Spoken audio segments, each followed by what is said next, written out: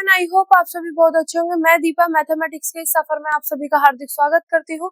इसी तरीके से हमारे साथ पढ़ते रहिए और अपने सपनों की ओर बढ़ते रहिए। अगर आज हम बात करें कि आज का हमारा टारगेट क्या होने वाला है, तो आज का जो टारगेट होगा वो होगा क्वेश्चन नंबर 7।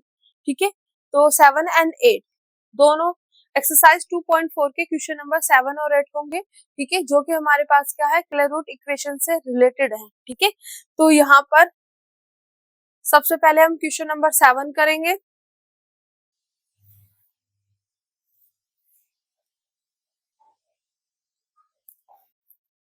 तो अब करते हैं question number 7।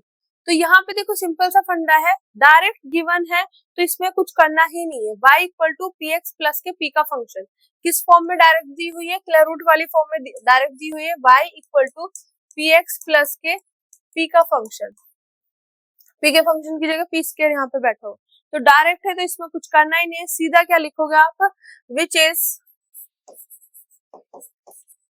Is a square root which is a square root equation of the form y equal to px plus के f of p। तो आप क्या कर दोगे, रिप्लेस कर दोगे, देन या तो पुट कर दो या replace, then put p equal to C. जैसे ही आपको पता चला this is the square root equation, सीधा डायरेक्ट। अब देखो मैं अगर कंपटीशन में बैठी हूँ तो सीधा यहाँ पे लिखूंगी y स्क्वायर रूट है तो y equal to C X plus के सी स्क्वायर, इसका आंसर है।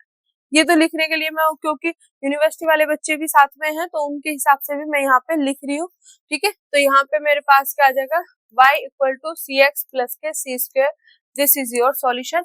अगर लॉन्ग में करना है तो सॉल्वेबल फॉर y से आप सॉल्व कर लेना, उसमें पूरे स्टेप्स बनते चले जाएंगे और स्टेप्स के हिसाब से आपका आ जाएगा। ठीक है बेटा, तो ये मेरे पास स्क्वायर रूट इक्वेशन की हेल्प से सॉल्व हो गया।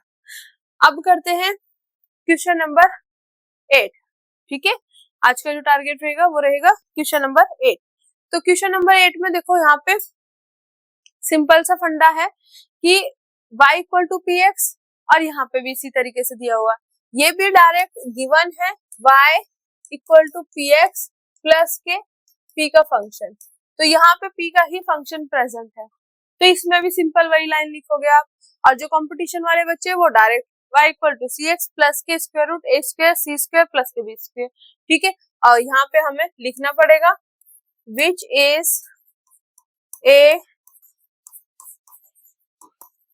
Square root equation, square root equation